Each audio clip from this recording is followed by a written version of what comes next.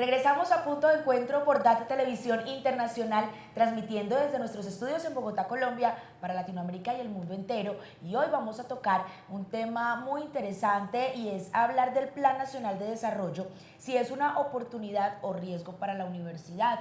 Vamos a tocar todo lo que tiene que ver con educación y para eso está con nosotros el director nacional de Planeación y Estadística de la Universidad Nacional de Colombia, el señor Carlos Alberto Garzón. Señor Carlos, bienvenido a Punto de Encuentro. Muchas gracias, Anita. Bueno, vamos a contextualizar un poco a nuestros televidentes y hablar acerca del Plan Nacional de Desarrollo, del PND. ¿Qué es? ¿Cuál fue esta propuesta del gobierno? Sí, este es el segundo gobierno del presidente Santos. Hace una apuesta muy grande por la paz, hace una apuesta grande también por la equidad y ambas tienen como condición una buena educación. Entonces el eslogan del plan es justamente paz, equidad y educación, y resalta el rol de la educación en todos sus niveles para la consolidación de la paz en el posconflicto o posacuerdo, como se está mencionando. Cabe decir que el PND cubre muchos aspectos, sí, que tiene que ver con todos los colombianos, pero en este caso vamos a hablar especialmente de la educación, el nivel educativo de la academia y cómo influye este PND en la academia en especial. ¿Cómo estamos nosotros, sobre todo en educación superior en Colombia? La educación superior ha venido creciendo. La tasa de cobertura, el porcentaje de población que está en educación superior está ya cercano al 48%.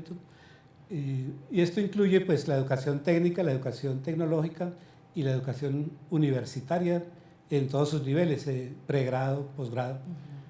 La tasa de cobertura de Colombia es relativamente baja comparada con el contexto internacional, de manera que hay una apuesta grande por aumentar esa tasa de cobertura. El país ha planteado una meta a 20 años de llegar aproximadamente al 83% de cobertura, lo cual implica más o menos doblar la capacidad actual del sistema. Es decir, que habría que crear en los próximos 20 años aproximadamente 2 millones de cupos nuevos en educación superior. Y en el plan de desarrollo de estos próximos 4 años se contempla una meta de 400.000 personas adicionales. Esa meta no es exagerada porque en el primer gobierno del presidente Santos se lograron 460.000 aproximadamente. Entonces hemos mejorado en calidad de educación. Bueno, una cosa es la cobertura y otra la calidad. La calidad, vamos a hablar entonces de la calidad, porque en esos pilares que hablábamos ahora de paz, equidad y educación, también es un punto importante ese, la calidad, que es diferente a la cobertura. Muchas personas pueden acceder a la educación superior, pero ¿qué pasa entonces con estos estudiantes futuros profesionales? Pues yo también veo una apuesta interesante del plan de desarrollo ahí, porque sí se maneja explícitamente un propósito de mejorar la calidad y no solo la cobertura. Y ya se están viendo las primeras medidas, porque inicialmente mucho de la estrategia del gobierno para ampliar cobertura en la educación superior era por la vía de créditos condonables, es decir, que si al muchacho le va bien o a la chica, pues la familia no tenía que pagar el total de lo que había financiado el Estado para su educación. Pero no se preocupaba por a qué entidades iban esos jóvenes a estudiar. Entonces hay un correctivo doble en este plan de desarrollo. Uno, que se fomenta los estímulos principalmente a la gente más pobre y vulnerable, y por otro lado, pues que a las instituciones a donde ellos vayan estén acreditadas dentro del concepto mundial que hay de acreditación de la educación superior. Disculpe, doctor Garzón, los estímulos son para acceder a esta educación para la población más vulnerable. Sí, para acceder y permanecer. Y permanecer. Porque esta población pues no tiene los recursos suficientes para pagar una matrícula en una universidad de calidad. Y mantenerse. Y mantenerse. Transportes, materiales.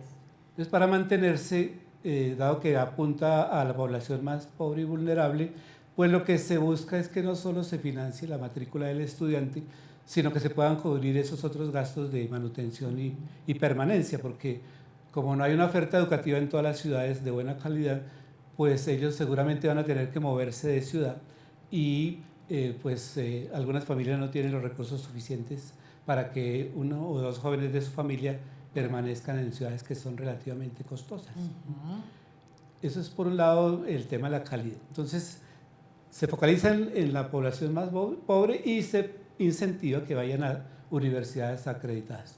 Y por otro lado, pues proponen una cantidad de instrumentos adicionales como una superintendencia de calidad de la educación superior. Se hacen más rigurosas las exigencias de acreditación institucional, que es como el sello de calidad de la institución, y se busca como reorganizar la institucionalidad del sistema para que sea más eficaz la gestión del Estado, tanto en la dirección del sistema como en el control y seguimiento. Esa figura de superintendencia de la educación, más o menos así, ¿está funcionando o no?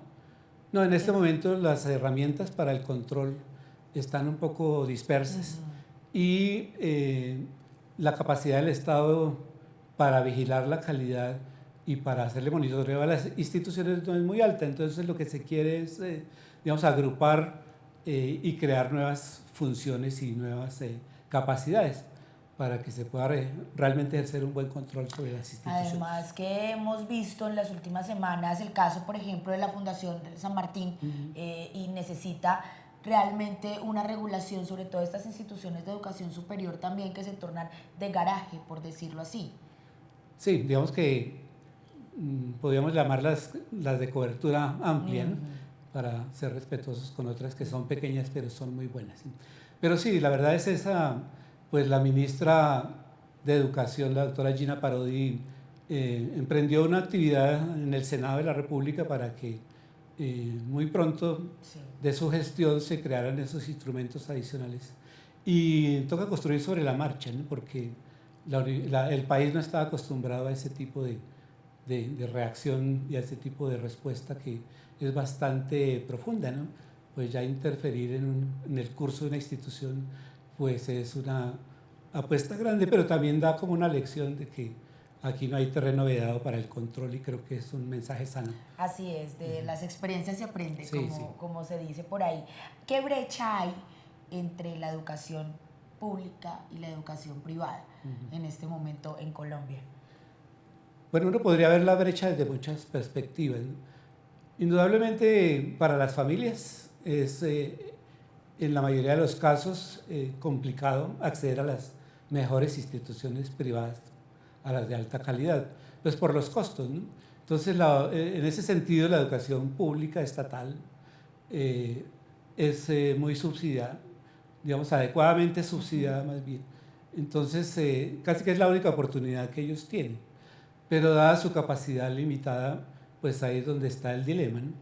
Entonces, uno podría decir que en ese tema de cobertura, pues tiene un poco más de cobertura el sector privado.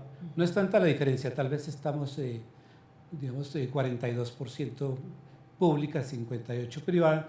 Nuestro deseo como Universidad Nacional, siendo pública, es que lleguemos al 60% de cobertura en lo público y 40% en lo privado. En cobertura, pero en calidad. En calidad, el desempeño, digamos que está bastante concentrado en un grupo de alta calidad que es de unas 11 o 12 universidades, que entre otras están agrupadas en un colegiado que busca como hacer sinergias entre ellas. Ahí está la Universidad de los Andes, la Universidad Javeriana, EAFIT, la del Norte. Dentro de las privadas, el Rosario también tiene un proceso de acercamiento con ese grupo, pero están las mejores públicas también, la Nacional, la del Valle, la Industrial de Santander, la de Antioquia. Y entonces ese es como el primer grupo en calidad. O sea, la calidad no está tan desagregada entre lo público y lo privado, sino en las públicas hay muy buena calidad en muchas y hay también muy buena calidad en las privadas. En las privadas. Sí. La meta, digamos, el asunto es también un poco la disponibilidad en el territorio, ¿no? Porque toda la oferta universitaria pues está muy concentrada en las grandes ciudades de Colombia, que es Bogotá, Cali, Medellín, Barranquilla y Bucaramanga, y en la zona cafetera también hay cierta concentración. Entonces, como no hay tanta presencia física, aunque sí hay programas virtuales en muchas regiones, pues por eso le decía que la gente va a tener que emigrar, sobre todo si quiere posgrados. Dentro de este plan de desarrollo, ¿hay alguna apuesta hacia estas zonas rurales o marginadas? Sí, por eso la otra palabra es equidad, ¿no? Sí, digamos que Colombia es un país muy desigual desde todo punto de vista, muy concentrado en las ciudades, muy concentrado en la región andina, digamos en las tres cordilleras, pero bastante, digamos, olvidado sobre todo en las fronteras, ¿no? Y en muchos municipios de regiones claramente definidas, ¿no? Por ejemplo, la zona del Chocó, o la zona pacífica más bien, de arriba hasta abajo, es bastante desigual, es bastante frágil. Amazonas. Sí. Amazonas también. En ese caso, en ese sentido, yo veo una apuesta interesante del plan por la regionalización. Y la idea es como ordenar todo el sistema de educación, en general todo el sistema de educación, para que las virtudes que se tienen en las grandes ciudades se proyecten a todo el territorio. La Universidad Nacional de Colombia hizo esa apuesta hace mucho tiempo y entonces tiene sedes en esas fronteras frágiles en las cuales no hay otra opción que estar allá pues colaborando con el desarrollo de esa región. Y es importante tener en cuenta sobre todo estas zonas porque esto le sube costos a la gente también. Pueden tener un subsidio, pero también tienen que desplazarse hacia las capitales y ciudades grandes más cercanas para poder acceder a los servicios de educación. Vamos a continuar hablando sobre el Plan Nacional de Desarrollo en la parte de educación con el director nacional de Planeación y Estadística de la Universidad Nacional, el señor Carlos Alberto Garzón. Después de esta pausa, continúen con nosotros. Bueno.